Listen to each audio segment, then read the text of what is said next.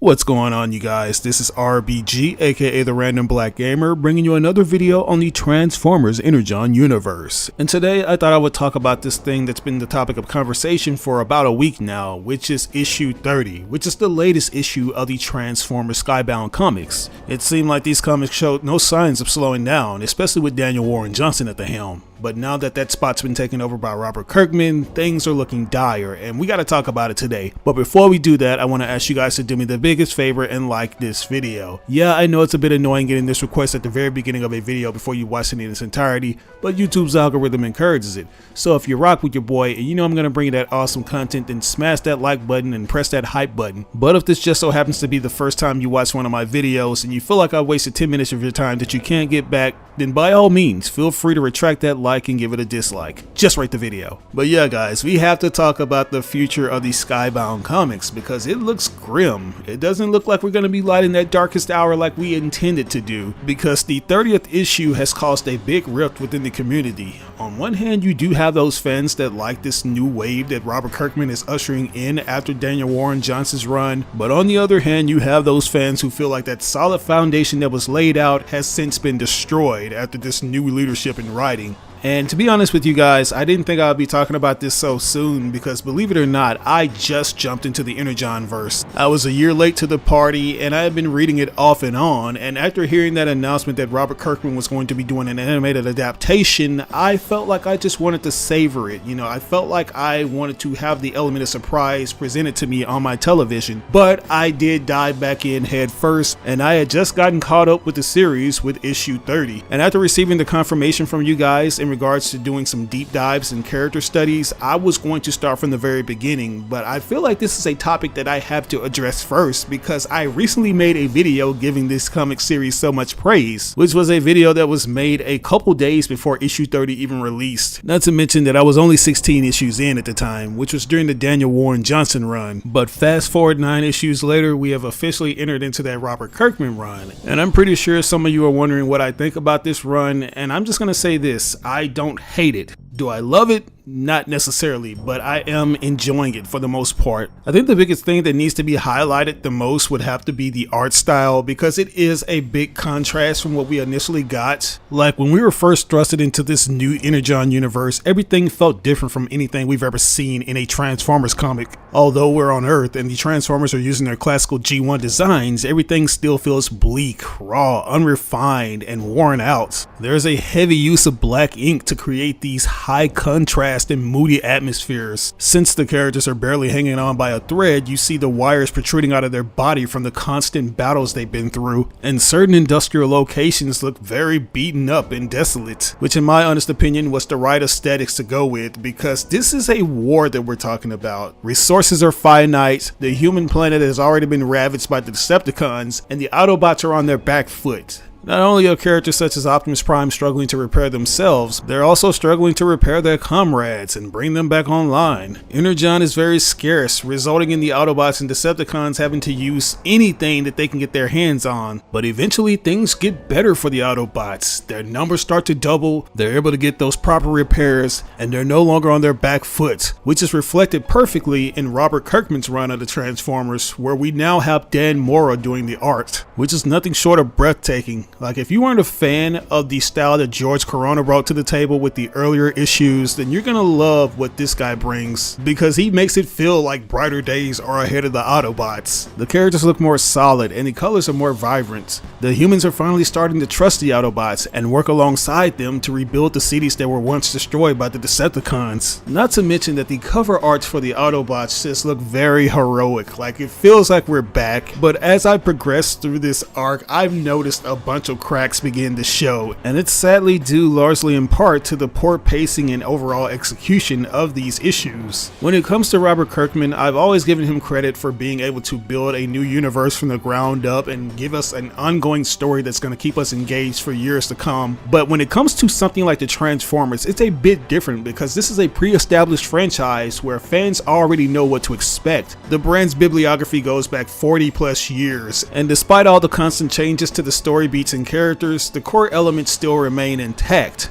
In essence, the groundwork is already laid out for any willing participant that wants to give their take on the Transformers, but it absolutely has to be properly executed, and I feel like that's the issue that a lot of readers are having with Robert Kirkman's run so far, not being able to retain the level of quality Daniel Warren Johnson set up for him. If you guys remember in my previous video, I pointed out how it was a genius idea for Robert to pass the project to somebody else, even though he was eager to acquire the license and was ready to start writing Transformers comics. But he decided to build around the universe with things like Void Rivals and G.I. Joe. So the responsibilities of introducing fans to this new version of the Transformers fall strictly on Daniel Warren Johnson, a guy who you can tell is a Transformers fan, but he never lets his bias cloud his judgment. You don't essentially know where his intentions lie, and you don't know who he's going to decide to kill off, which is why I personally enjoyed his storytelling, because I never knew what was coming. And don't get me wrong, I'm not saying that the new run is devoid of any of those things, because Kirkman does a few things that open the door for a direction that feels genuinely unpredictable in certain ways, but not in ways that fans like, which I will get to later on in this video. It just feels like his intentions were made clear the moment he took over. Remember when I said that you didn't necessarily have to worry about the human components of the story? That opinion has since changed, because I now do have a problem with the human components, because they overstay their welcome. Although we did have characters such as Spike and Carly sharing the scenes with the Autobots, it didn't feel like a chore just to read through their dialogue, but now it does, and I feel like I just need to skim over the pages till it gets back to the things that I want to see, such as the Autobots. And then there's the involvement of the military, which is honestly trepidatious territory as far as this franchise is concerned. While they did play a role in Daniel Warren Johnson's run of the comics, we didn't get dialogue that made it feel like these characters were overstaying their welcome, and it didn't feel like they were trying to force us to be interested in them. It felt like they were reserving that for G.I. Joe and Mask, which would have undoubtedly served as proper settings for the American military and secret government organizations. But to be fair, it's been handled a lot better than Michael Bay has ever done in any of his live-action Transformers movies. But anyways, another problem that I have with, and I mentioned this earlier, it's the pacing and execution. It feels like all the seeds that were sown by Daniel Warren Johnson were starting to sprout, but they weren't growing as rapidly as they are in Robert Kirkman's run of the Transformers. Things such as Ultra Magnus developing PTSD after enduring millions of years of torture and mutilation by Shockwave seemed like it was going to have some long-term storytelling, especially given the fact that he's this former shell of himself to RC who looked up to him. But those events have already escalated in the latter character becoming the new Ultra Magnus, which, don't get me wrong, was a great moment. This is a significant change for one of the few female characters in the Autobot roster, and they're going to be granted a greater agency alongside some of the other powerhouses. But I can't help but feel like it was rushed and could have been reserved for a spotlight issue for RC. As soon as she gains this new status quo, it's simply waved off, and you forget that she's even a Magnus, since Optimus Prime says that, hey, Ultra Magnus still needs to keep that moniker because it helps to have two Magnuses that'll give us an advantage on the battlefield. But they barely even give her any screen time with these new features. The most we get is her guarding the Ark alongside Ultra Magnus, who still feels like a more dominant and superior character, even though he's supposed to be yesterday's model. And then there's Alita One,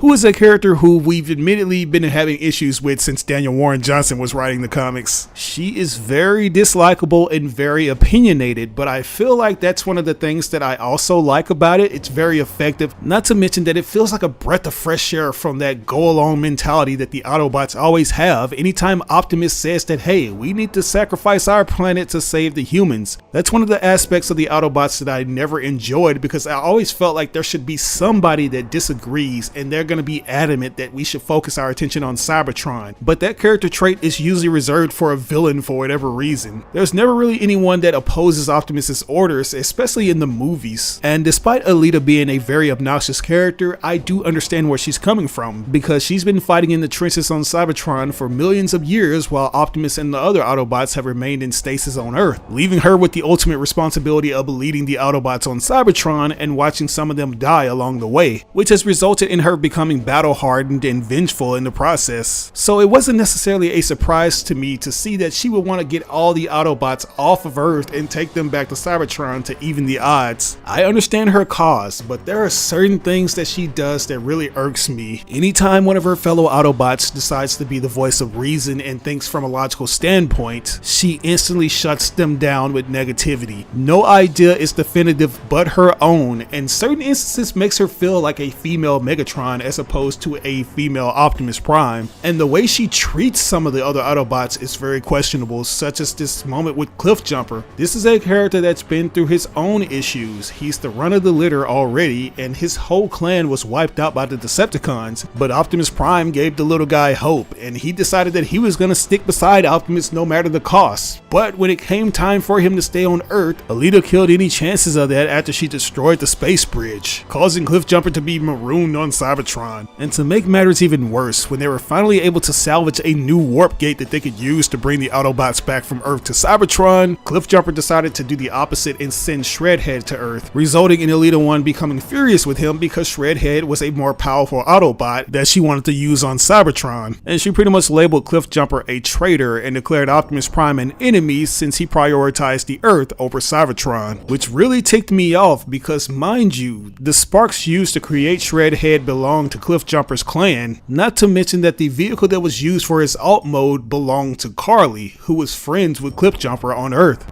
So he had every right to make that decision. But anyways, the straw that finally breaks the camel's back would have to be when Alita finally decides to challenge Optimus to a duel for the leadership of the Autobots, which is something that Optimus even says is out of character for the Autobots. This is not the way that they do things. The Matrix of Leadership chooses its worthy successor to lead the Autobots, but Alita would rather go the Decepticon route, which we saw in an earlier issue with Soundwave and Starscream. And after tussling with the disgruntled female Autobot, Optimus decides that he's going to give up the Matrix of Leadership and let it select her. And while I was disappointed with this turnout, I wasn't necessarily angry at it because I feel like it could have served a great purpose to the narrative if it was executed properly. One of the things that I settled with was that there was always going to be a tug of war between Optimus and Alita in regards to who should stay on Earth and who should go to Cybertron, and I knew that that wasn't going to get resolved unless we had this big battle. And I originally assumed that Optimus knew that he was going to stay on this planet, so he was like, hey, I'm going to be over here because Decepticons are still ravaging this place and I can't handle things on Cybertron until I get rid of these pests. And I already know that you're going to remain adamant about taking the fight to Cybertron, so I'm going to go ahead and grant you the Matrix if it chooses you and stay over here. And whoever opted to stay was going to stay with him because it's already been shown that nobody necessarily yields to the person that wields the Matrix of Leadership. We saw that with Alita One herself, but once she does obtain the Matrix, all of a sudden she's this hierarchical figure that can actually tell the Autobots if they don't join her, then they are no longer Autobots.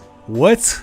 That's hypocrisy at its finest. And I just assumed that since she got this boost in power that she was going to simply return to Cybertron and meet the Autobots who were there to fight off the Decepticons. But nope, upon getting that new title, she orders the Autobots to follow her back to Cybertron, and if you're not with her, you're against her, resulting in her getting half of the roster that she played no part in even resurrecting in the first place. This is just messy writing. Like, don't get me wrong, this isn't the first time Optimus has given up the Matrix or his leadership position, or even the first time he's had a deep concern about his leadership style, but the way the dialogue was and the way it was executed was very clunky. Not to mention that I would have gone with a better name other than Alita One Prime. Usually the Primes have this us at the end of their name. There's always a us. Like you have Primus, you have Optimus, Rodimus. So I would have went with Alitas. Like that would have been cool, man. Alitas Prime. So that was a missed opportunity on Kirkman's part. As I mentioned earlier in this video, Dan Mora's art does a lot of the heavy lifting. You know, it captures the emotional weight and the pathos of these characters, but Robert Kirkman's writing was a little clunky in this. It presents great ideas, but the pacing and overall execution kind of ruins it. The closest thing I can compare it to is a basketball player doing a layup. They have the perfect shot right there for the taking. They do the layup only to have it brick, and they have to tip the ball back in, making it look a little sloppy. Is that a good reason to drop the series like so many fans are doing? No, I don't think so, because this is a story that's still in its infancy, and I feel like there's enough time to pivot and do some of the good stuff that we did in the earlier issues. I also gotta remind you guys that some of the decisions made in the comics will most likely be altered for the show, because Robert Kirkman is most likely gonna serve as the executive producer for this show like he's done for other adaptations from his comics like Invincible and Walking Dead, and there's undoubtedly gonna be some alterations made to the overall dialogue and creative decisions. Anyways, I want to hear you guys' thoughts. What do you think about this? Did you like what Robert Kirkman did in issue 30, and how do you feel about his run so far? Let me know in the comment section below. As always, I ask that you like or dislike the video. It doesn't have to be a thumbs up, it can be a thumbs down. But if you really enjoyed this video, it would help me out tremendously if you shared it with all your friends and followers on all the different social media outlets. Sharing really makes a difference. But once again, this is your boy RBG, aka the Random Black Gamer, signing out on another video. I'll catch you guys later. Peace out.